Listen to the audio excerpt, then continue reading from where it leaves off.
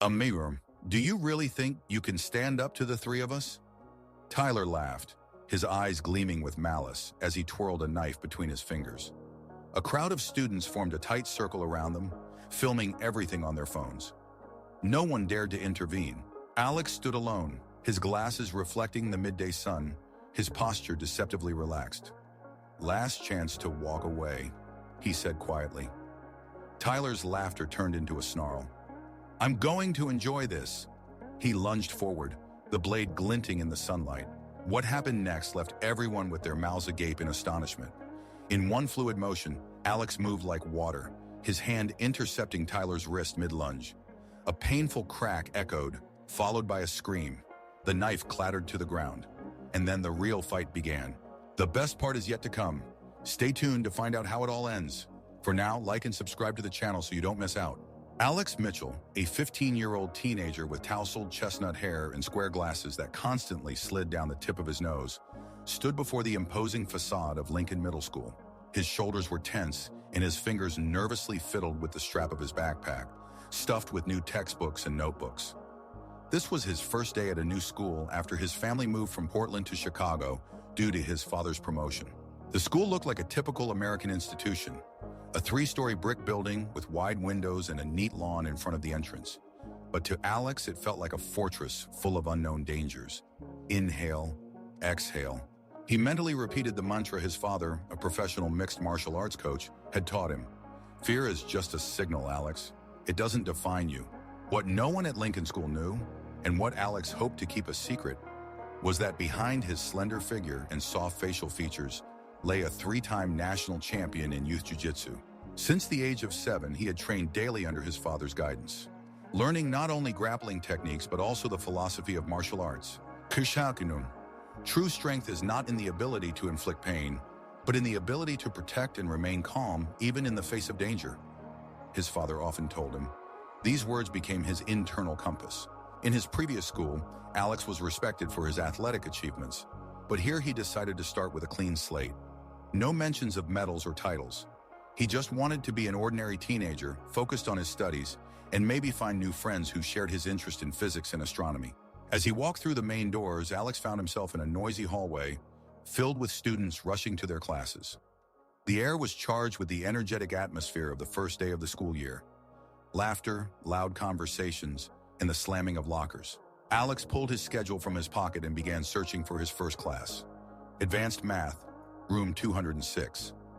As he navigated through the crowd, he felt curious glances on him. Being the new kid was always tough, especially in the middle of the semester. He hoped to simply blend in and not draw attention to himself. "Hey, watch where you're going, nerd!" A loud voice interrupted his thoughts, and Alex felt someone's hand shove him sharply on the shoulder, causing him to stumble and crash into a row of lockers. The sound of the collision drew the attention of nearby students, who began turning to see the source of the noise. In front of him stood a tall, muscular guy with perfectly styled blonde hair and a cold smirk on his face. The emblem of the school's football team gleamed on his red sports jacket. 2 other guys stood beside him, one muscular with a dark crew cut, the other tall and skinny with a sly expression.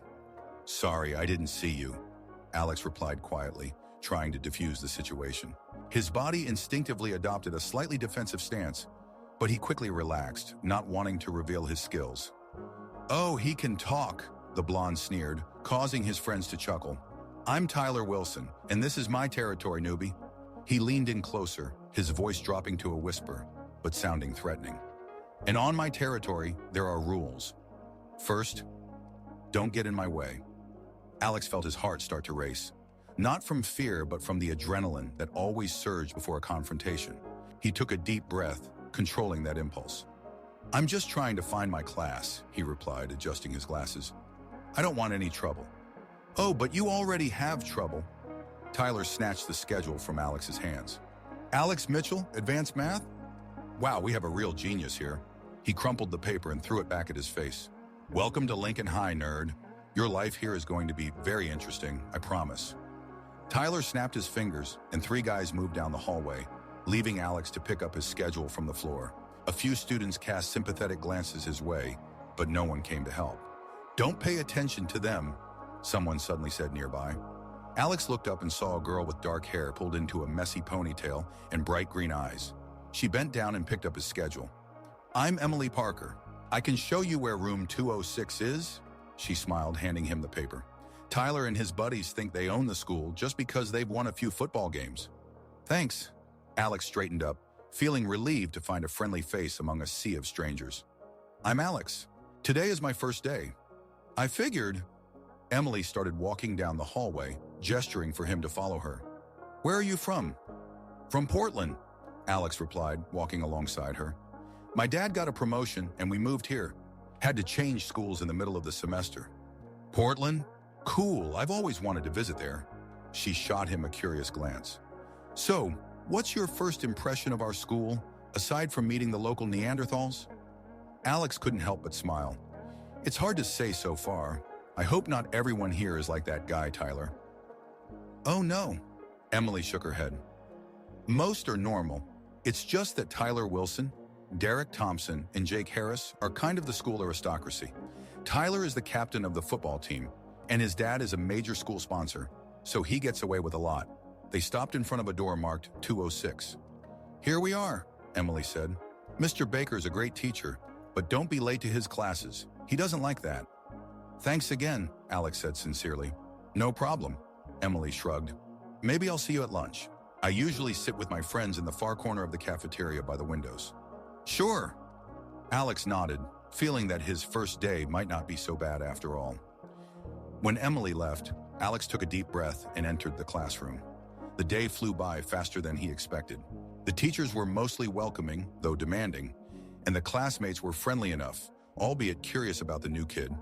Fortunately, Tyler and his friends weren't in any of Alex's classes until lunch. Entering the noisy cafeteria with a tray holding a burger and fries, Alex scanned the room for Emily. He spotted her in the far corner, just as she had said, with two other girls and a guy in glasses who looked like a computer whiz. He started making his way to their table when suddenly he felt someone trip him. Alex, with his trained reflexes, could have easily kept his balance, but he chose not to. He allowed himself to stumble, though he managed to keep the tray steady enough so that the food didn't fall to the floor. "Oops, sorry, newbie. Didn't see your short legs there." Tyler's laughter rang out from the table with the football team and a few cheerleaders. Alex ignored his comment and continued on his way to Emily's table. "I see you've already met the royal family," Emily said as he joined them. "Here, this is Jason, Lisa, and Megan," she introduced her friends. "Hi." Alex nodded at them. "Yes, Tyler and I exchanged pleasantries this morning." "Don't let them get to you," Jason said, adjusting his glasses. "They're like that with everyone who isn't in their elite circle, especially with newcomer," added Lisa, a curly blonde with a kind smile. "They're like vultures smelling fresh meat." "Thanks for the warning." Alex smiled weakly, starting to eat his lunch. "But I'm used to handling difficulties." "Cherie." "Oh, you don't understand." Megan, a dark-haired girl with a serious look, said quietly. "Tyler and his friends are not just school bullies. Last year, they drove one guy to the point where his family had to move." Alex frowned. "And the administration does nothing?" The four friends exchanged glances. "Principal Hammond is afraid of losing funding from Tyler's dad," Emily explained, "and Coach Reynolds values Tyler too much as a star of the football team. So I advise you to stay away from them," Jason concluded. Alex chewed thoughtfully on his fries. He had never sought out conflict, but he didn't shy away from it either. As his father often said, sometimes the only way to stop bullying is to fight back. "I'll keep that in mind," he finally said. The rest of lunch went in a more positive direction. Alex learned that Emily was the president of the debate club and wrote for the school newspaper. Jason participated in programming competitions. Lisa played the cello in the school orchestra, and Megan was the captain of the track team. "Do you have any hobbies?" Lisa asked, looking at him with interest. Alex hesitated for a moment. He could tell them about his jiu-jitsu titles, how he trained for 4 hours every day, about his meditation and competition preparation. But he decided to keep that a secret, at least for now. "Nothing special," he shrugged. "Well, I sometimes read science fiction, love astronomy, do a bit of sports." "What kind of sports?" Megan immediately asked with interest. "Various," Alex replied evasively. "Running, push-ups, nothing serious." The bell interrupted their conversation, signaling the end of lunch break. "What's your next class?" Emily asked as she stood up. Alex looked at his schedule. Gym with Coach Reynolds. The four friends exchanged meaningful glances. What? Alex asked. It's just that the football team has gym class too right now, Jason said. Good luck, dude. With a heavy feeling, Alex headed to the gym. The locker room was already filled with guys changing into their sports gear. Alex chose a secluded corner and began to change, trying not to draw attention to his body, which despite appearing thin, was actually strong and muscular from daily training. He was just putting on his sports shirt when he heard a familiar voice. Look who's here, our new friend, Nerdy Alex. Tyler and his two friends surrounded him, smirking with ill intentions. I just want to change and go to class, Alex said calmly, trying not to show irritation. Of course, Tyler winked at Derek and Jake. But first, a little initiation into the traditions of our school. Before Alex could react, Jake grabbed his backpack and gym bag, while Derek blocked his way. Let me guess, Tyler drawled, rummaging through his things. You probably have your mom's notes wishing you a good day? Or maybe a little teddy bear for courage? Alex clenched his fists, feeling his pulse quicken.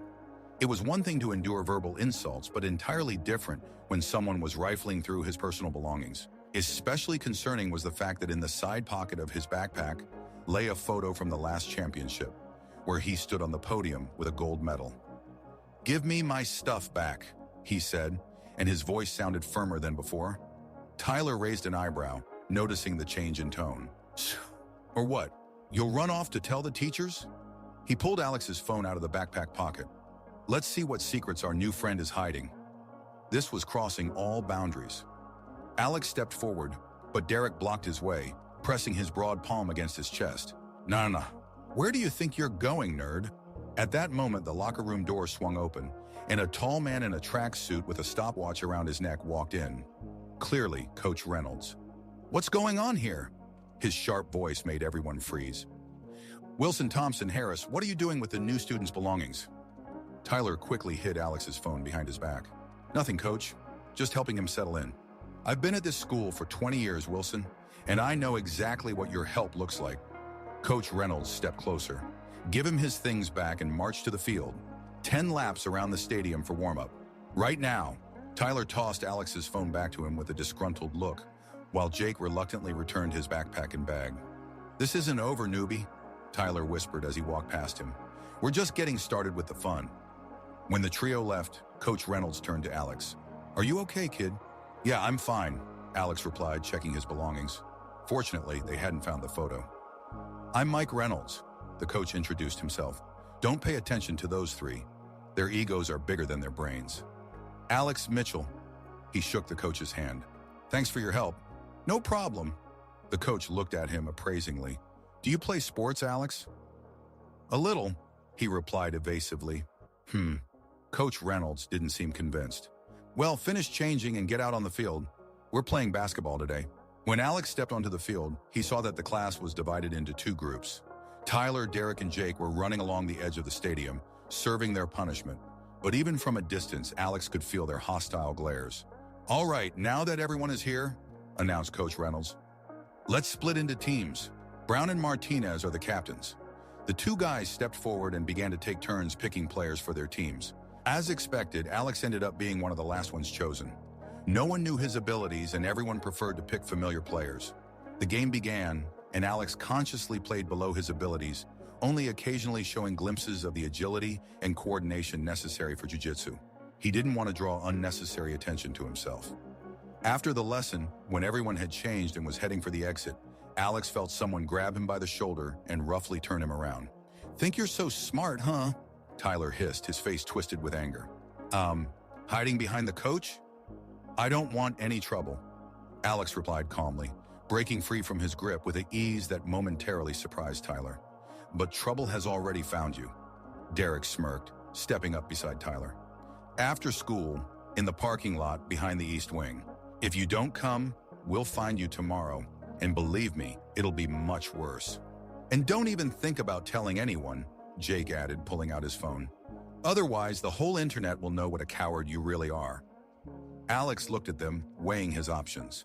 He could easily handle them physically, but that would mean revealing his secret and possibly bringing even more trouble upon himself. On the other hand, if he didn't stand up to them now, the harassment would never end.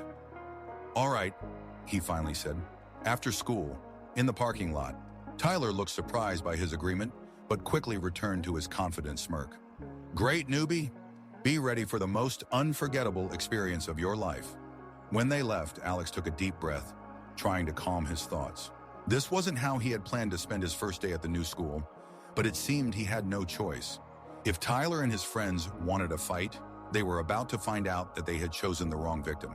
The last lesson was literature with Miss Collins, a young teacher with short red hair and an energetic personality. Fortunately, neither Tyler nor his friends were in that class, which gave Alex time to gather his thoughts. "Today we are discussing the concept of a hero in literature," announced Miss Collins. "What makes a character a hero? Their strength, their courage, or perhaps their moral compass?" Alex listened with interest, despite his anxiety about the upcoming meeting. The question was particularly relevant to his situation. "Mr. Mitchell," Miss Collins suddenly addressed him, "as our new student, perhaps you would like to share your opinion? What do you think makes a hero a hero?" Alex straightened up, somewhat surprised by the direct address. "I think," he began hesitantly, but then his voice strengthened. "I think a true hero is someone who makes the right choice, even when it's difficult. Someone who uses their strength not to dominate others, but to protect those who cannot protect themselves." "So, very well said," Miss Collins nodded approvingly. "Indeed, many literary heroes face moral dilemmas where they have to choose between the easy path and the right one." Alex pondered his own dilemma. The easy path would be to use his skills to humiliate Tyler and his friends, to show his superiority. But was that the right decision? His father had always taught him that martial arts are a last resort when all other options are exhausted. After class, while packing his things, Alex noticed Miss Collins watching him with slight concern. "Is everything all right, Mr. Mitchell?" she asked. "You seem a bit tense." "I'm fine," Alex replied, forcing a polite smile. "Just the first day, a lot of new information. If you need to talk to someone," she said, "my door is always open." "Thank you." Alex nodded and left the classroom. In the hallway, Emily was waiting for him, leaning against the wall by the door. "So is it true?" she asked without preamble. "What's true? That you agreed to meet Tyler and his goons in the parking lot?" She looked worried. "Alex, that's a bad idea. They don't play fair. They'll jump you 3 against 1. "How did you find out?" Alex was surprised. "It's already all over school." Emily shook her head. "Rumors spread here faster than a virus. But you have to understand, it's a trap. They want to humiliate you in front of the whole school." "I have to go," Alex said firmly. "If I don't go today, they won't leave me alone tomorrow or the day after." "Then I'm going with you," Emily declared resolutely. "No," Alex protested. "This is my business. I don't want you to be in danger." "How noble," she said dryly. "But I'm not going to fight. I'm going as a witness. If something goes wrong, someone needs to be ready to tell the truth." Alex wanted to argue, but he realized there was sense in her words. Besides, there was something reassuring about having a friendly face nearby. "All right," he finally agreed, "but keep your distance. I don't know what they're planning." "Don't worry about me," Emily smiled faintly. "I know how to be inconspicuous when necessary."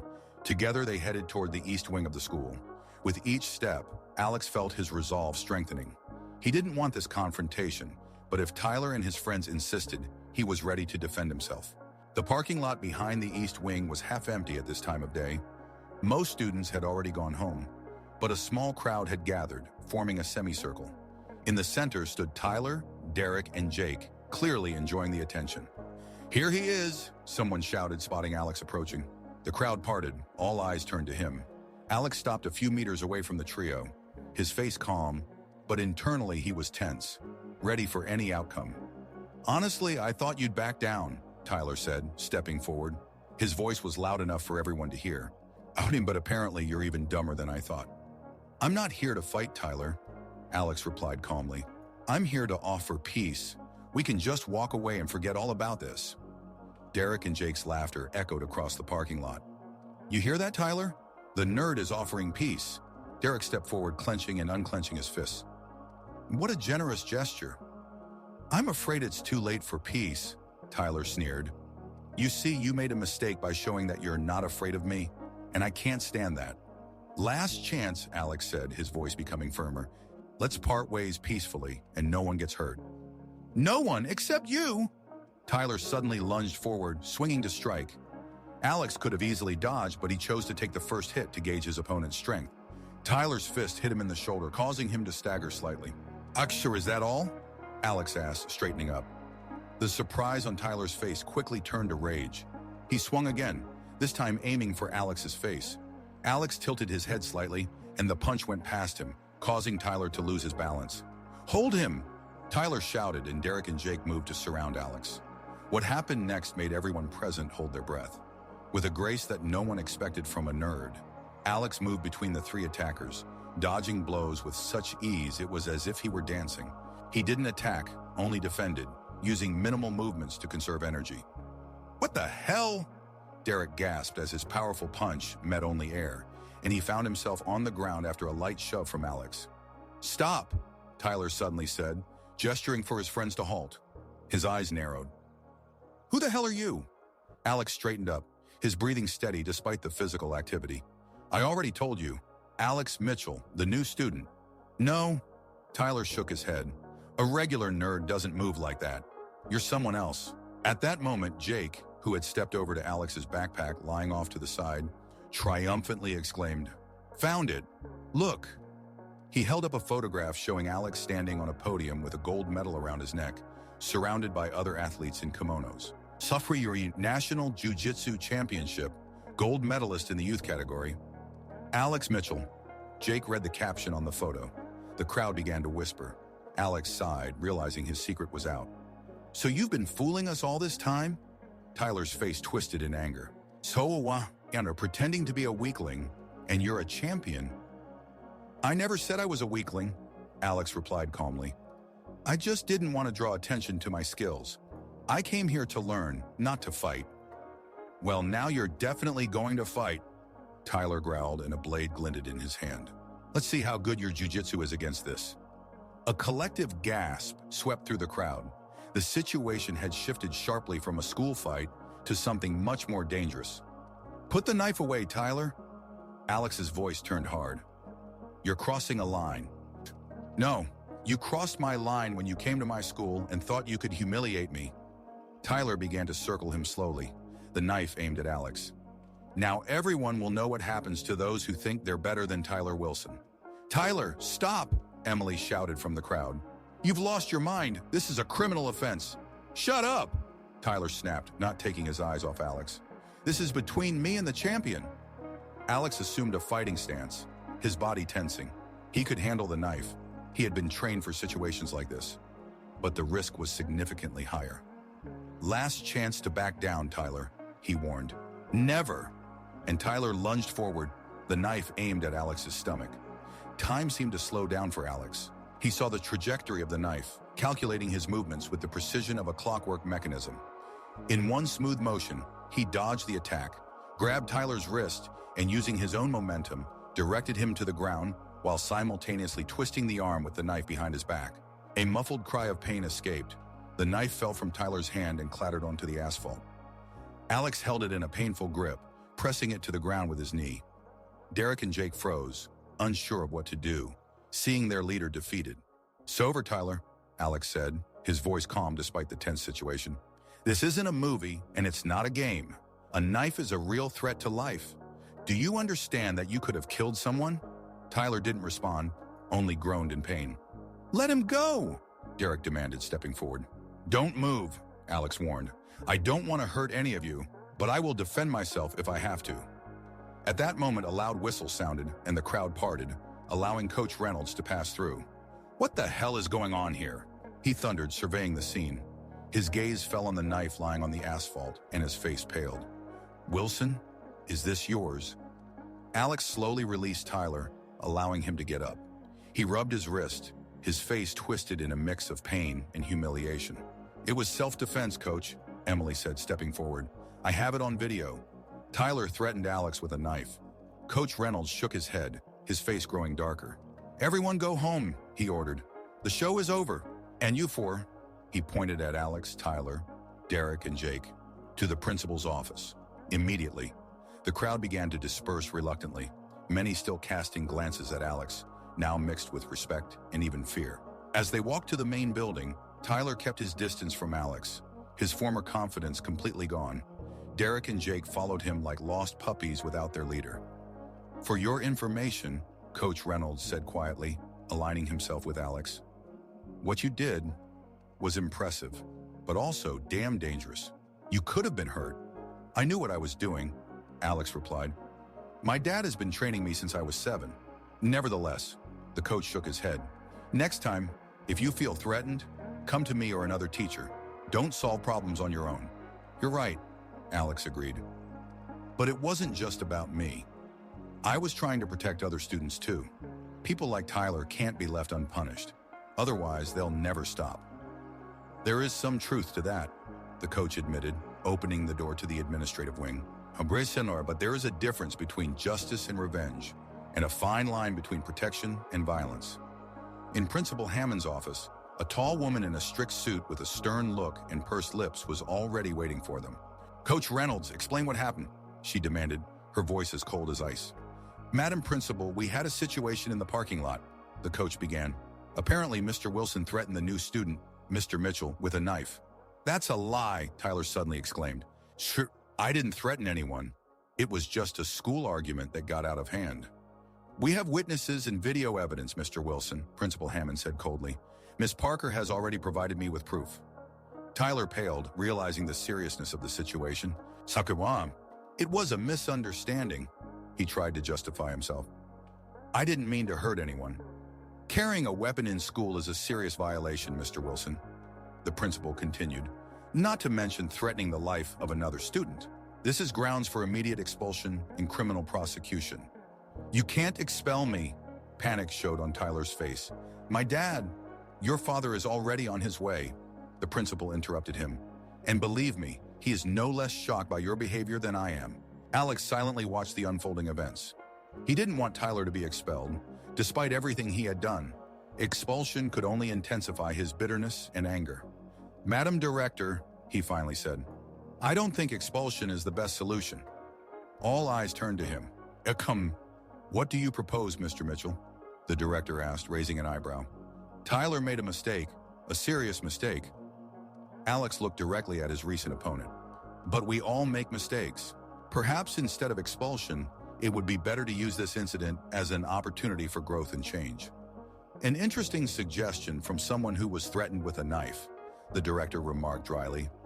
My father always said that true strength lies not in destroying an opponent, but in turning him into an ally." Alex continued, "Perhaps Tyler needs not only discipline, but also an understanding of the consequences of his actions." The director pondered, tapping her fingers on the table. "What do you specifically propose?" "A temporary suspension with community service at school," Alex replied, "and maybe mandatory anger management classes. And," he paused for a moment, gathering his thoughts, "I could teach him some principles of martial arts. Not fighting techniques, but the philosophy of self-control and respect." Tyler looked at Alex with disbelief and confusion. He clearly didn't understand why he was defending him after everything that had happened. "That's an unusual proposal," Director Hammond said, "but not without merit. Of course, given the seriousness of the violation, I must consult with the school board and law enforcement. Mr. Wilson, considering what happened, you are immediately suspended for 2 weeks, and your return depends on the results of the investigation and the psychologist's assessment." Tyler nodded, his usual confidence completely gone. "And as for you, Mr. Thompson and Mr. Harris," the director continued, addressing Derek and Jake, "you will receive a week of suspension and a written warning. If this happens again, the consequences will be more severe." "Yes, ma'am," both mumbled, avoiding her gaze. "Mr. Mitchell," the director turned her gaze to Alex. "While I appreciate your ability to defend yourself, in the future, I recommend that you reach out to school staff when conflicts arise." "I understand," Alex nodded. "It won't happen again." "Good." Director Hammond stood up. "You are all free for today. Coach Reynolds, please ensure they all leave the school premises safely." As they exited the office, Tyler unexpectedly stopped Alex, gesturing for the coach to give them a moment. "Why?" he asked, his voice quiet and uncertain. "Why did you stand up for me? After everything I did?" Alex looked him straight in the eye. because everyone deserves a second chance, and because true strength lies not in destroying an opponent, but in understanding him. Tyler stared at him for a long time, as if trying to decipher a complex puzzle. I don't know what to say, he finally spoke. You don't need to say anything, Alex replied. Just think about what happened and decide what kind of person you want to be moving forward. With those words, he turned and walked toward the exit, where Emily was waiting for him. That was incredible, she said as they stepped outside. The way you moved, how you handled the knife, and then how you stood up for Tyler. Why? Alex shrugged, smiling for the first time that long day. My father always said, win not by strength, but by wisdom, not with hands, but with heart. And today I understood what he meant. They walked along the path to the main gates of the school, the evening sun casting long shadows on the ground. You know, Alex continued, I was worried about moving, about the new school, about having to start all over again. But now I think that maybe this was a chance not only for Tyler to change, but for me as well. How so? Emily asked curiously. In my old school, everyone knew me as a champion, Alex explained. This defined me. Here I wanted to be someone else, just an ordinary guy. But today I realized that I can't run away from who I am. And maybe that's not so bad. Emily smiled, gently touching his hand. I think you are exactly who you are meant to be, Alex Mitchell. And I'm glad you ended up at our school. Alex felt warmth spreading in his chest. Perhaps this day was not such a bad beginning after all. But while Alex and Emily were leaving the school grounds in another part of the city, Derek and Jake were plotting revenge that threatened to destroy the fragile truce that had just begun to form. The next morning, Alex woke up to the loud ringing of his mobile phone. Emily's name lit up on the screen. Alex? Her voice sounded tense and scared. Can you talk? Yes, what happened? He immediately sensed that something was wrong. It's Derek and Jake, she said quickly. They ambushed me on the way to school. They told me to deliver a message to you. Alex sat up in bed, fully awake, his heart racing. What message? Did they do something to you? No, I'm fine, Emily hurried to reassure him. But they said Tyler is in big trouble because of you.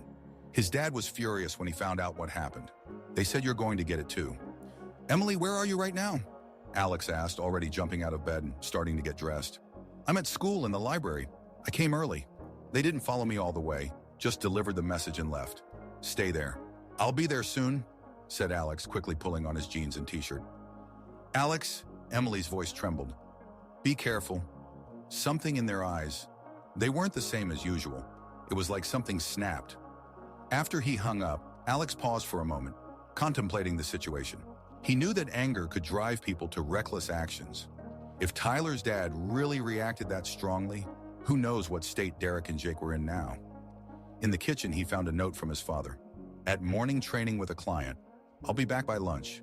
There's an omelet in the fridge. Love, Dad. Alex quickly ate breakfast, grabbed his backpack, and rushed out of the house. On the way to school, he tried to call Emily again, but she didn't answer.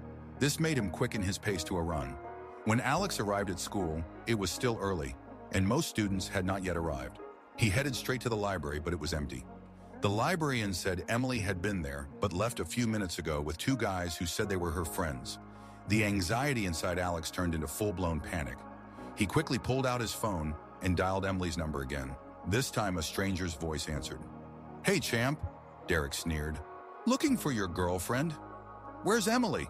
Alex demanded, his voice cold as ice. Don't worry, she's fine. For now, Derek replied. Sure enough for him. But if you want it to stay that way, you'd better come to the abandoned factory behind the stadium. Alone. Right now. If you lay a finger on her, Alex started but was interrupted by laughter. What are you going to do, Karate Kid? Throw us across the room? That was Jake's voice now. We have something interesting for you. Let's just say it's a little lesson about consequences. The connection was cut off. Alex stood there, gripping the phone tightly, rage and fear battling within him. He knew that going there alone without telling anyone was reckless, but he also knew that if he went to the authorities, Emily could get hurt. He typed a message to his dad. Urgent matter, I won't be at school today. I'll explain later. Then after a moment's thought, he added, if I'm not back by 3, call the police and tell them I'm at the abandoned factory behind the school stadium. After sending the message, Alex headed to the factory. It was an old abandoned red brick building that had once been a textile factory. It had stood empty for several years, awaiting demolition. Alex knew about this place from conversations at school.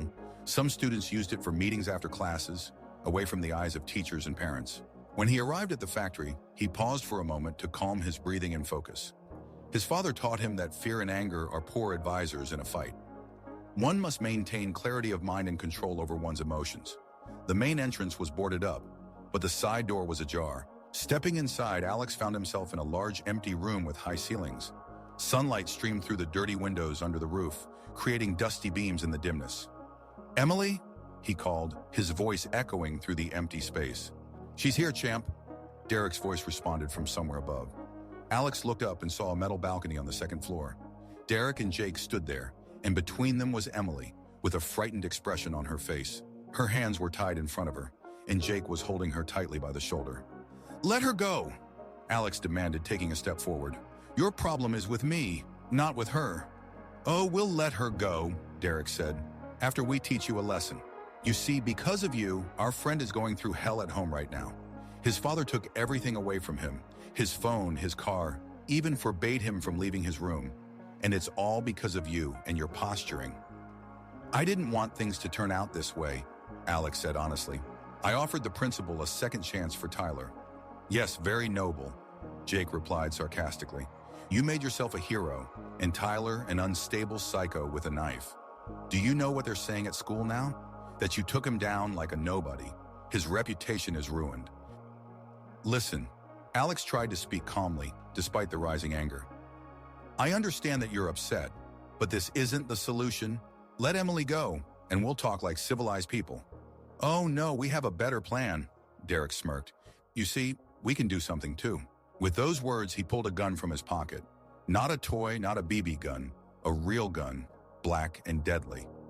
Alex froze. All his training, all his jiu-jitsu skills couldn't prepare him for this. A knife was one thing, but a gun, that was a completely different level of threat. "Are you out of your mind?" he breathed. "Where did you get a gun?" "Dad's," Derek replied casually. "Don't worry, I know how to handle it. We're not going to kill anyone, at least not as long as you do what we say." "Stop this," Emily cried, trying to break free from Jake's grip. "You don't understand what you're doing. This isn't just a school fight. This is a crime." "Shut up," Jake barked, yanking her by the shoulder. "So what are we going to do?" Alex asked calmly, feverishly considering his options. "What do you want?" "For starters," Derek said, "you're going to call Principal Hammond and say that you lied, that Tyler didn't threaten you with a knife, that it was just a prank that got out of hand, that the video was edited. And then," Jake added, "you'll write a confession that you set it all up to look like a hero, and we'll post it online so the whole school can see what a pathetic liar you really are." Alex mentally assessed the distance to the stairs leading to the balcony. Even with his speed, Derek would have time to shoot before he reached them. "And how do you envision this going forward?" Alex asked. "After I do this, you'll just let Emily and me go, and that's it? No one will find out that you threatened us with a weapon?" "We'll deal with that when the time comes," Derek replied, nervously glancing at his watch. "For now, just do what we say if you don't want your girlfriend to get hurt." To emphasize his words, he aimed the gun at Emily, whose eyes widened in terror. Alex raised his hands, showing that he wasn't going to make any sudden moves. Okay, I'll do what you say.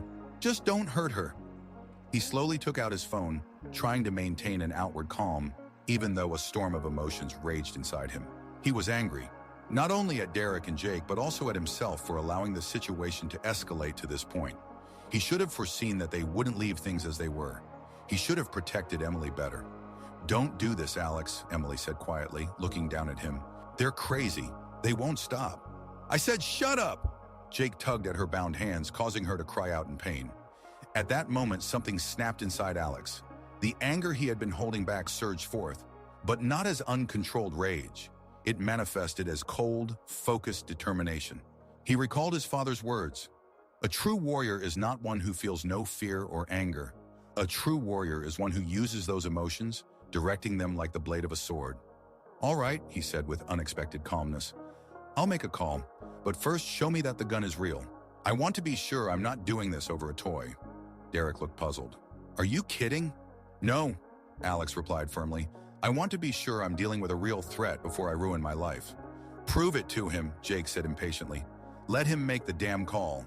Derek hesitated for a moment, then raised the gun and fired it into the air, towards an empty barrel in the corner of the room.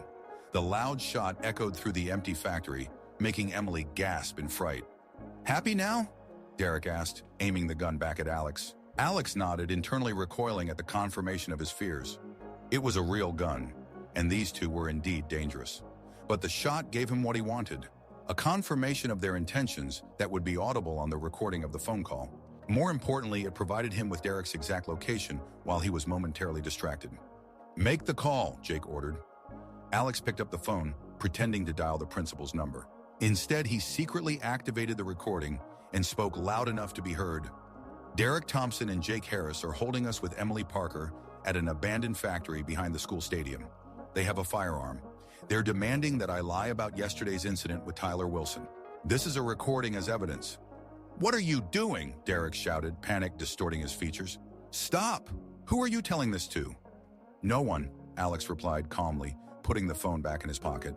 It's just a recording, and if you don't let Emily go right now, I'll hit send, and this recording will go to the police, my father, and the school principal. You're bluffing, Jake hissed, but uncertainty was already creeping across his face. Test me, Alex said firmly. I'm not joking. Let Emily go, and we'll all just walk out of here. No one will know about the gun. I won't press charges. This is your only chance to get out of this situation without serious consequences. Derek and Jake exchanged glances, panic beginning to take hold of them. They clearly hadn't expected this turn of events. He's bluffing, Derek said uncertainly. He hasn't said anything. Are you sure? Alex asked. Are you willing to risk your future? Because if this recording goes out, you both are looking at prison time. Kidnapping, threats with a firearm, illegal possession of a weapon. The list is long. A tense silence hung in the air. Alex could see the resolve of the two guys starting to melt under the weight of the reality of the situation they were in. Suddenly, Emily seized the moment of doubt. She moved sharply, striking Jake in the stomach with her bound hands with such force that he doubled over, gasping for air. Then she dashed towards the balcony railing. Stop! Derek shouted, turning to her with the gun. Time seemed to slow down for Alex. He saw Derek's finger tense on the trigger, the gun turning towards Emily. Instincts took over.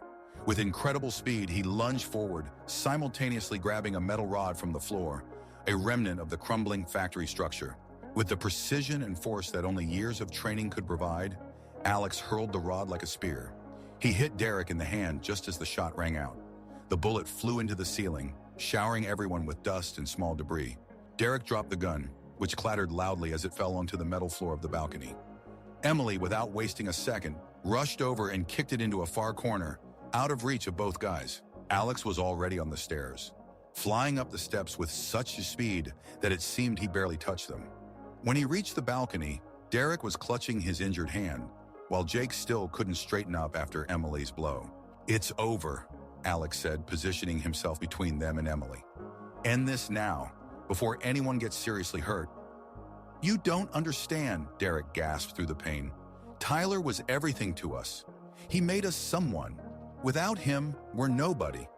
That's not true, Alex said firmly. You can be whoever you want to be. But this, he gestured around at the situation, is not the way. You're smarter than this. Better than this. At that moment, the factory doors burst open and several figures rushed in. It was Alex's father, Coach Reynolds, and two police officers. Alex, his father shouted, quickly assessing the situation. Are you okay? Yeah, Dad, Alex replied, keeping his eyes on Derek and Jake. But we need help. Derek's hurt and Emily's tied up. Over the next hour, a scene unfolded that Alex hoped he would never have to witness again. The police arrested Derek and Jake, paramedics treated Derek's wound, and checked Emily for injuries. The gun was seized as evidence, and all parties gave their statements. It turned out that Alex's message to his father did not go unnoticed. Concerned about its content, Michael Mitchell immediately called the school, where he learned from the librarian about Emily's strange departure with two guys. Connecting the dots, he contacted Coach Reynolds, who knew the location of the abandoned factory, and together they alerted the police. Later, sitting in Principal Hammond's office with his father and Emily's parents, Alex felt physically and emotionally drained. What you experienced today is unforgivable, the principal said, her usually stern face softened by genuine concern. I am very sorry this happened in our school, with our students. What will happen to Derek and Jake? Alex asked. That's no longer a school matter, his father replied. It's a criminal offense. They will be charged with kidnapping, armed threats, and a number of other serious charges. They just got confused, Alex said quietly. They thought they were protecting their friend. That's no excuse for what they did, Emily's mother said firmly, holding her daughter tightly by the shoulders. They could have killed you both. I know, Alex nodded, but I still feel sorry it turned out this way. After the meeting, as he and his father were heading towards the school exit, Coach Reynolds stopped them.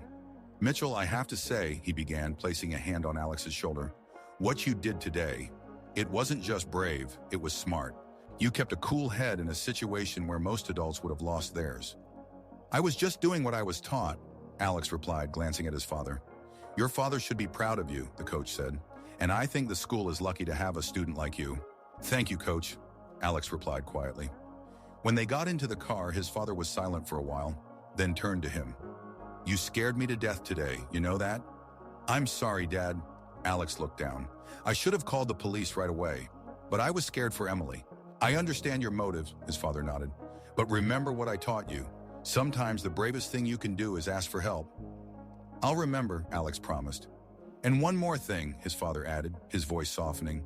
I'm proud of you, not for putting yourself in danger, but for how you handled the situation. You used your skills not to cause harm, but to protect. And that makes you a true champion. These words warmed Alex's heart, despite all the turmoil of the day. The following days at school were strange. The story of what happened at the factory spread like wildfire, turning Alex from just a new interesting student into a true legend. Students looked at him with awe, teachers with respect and concern. Emily stayed close to him, their friendship, forged by a shared ordeal, deepening with each passing day.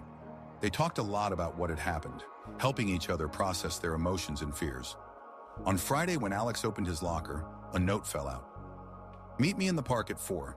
I need to talk to you. Tyler. Alex was surprised. As far as he knew, Tyler was still suspended from school and was effectively under house arrest. How could he be at the park? After school, hesitating a bit, Alex headed to the park. He told Emily where he was going and asked her to inform his father if he didn't return by dinner.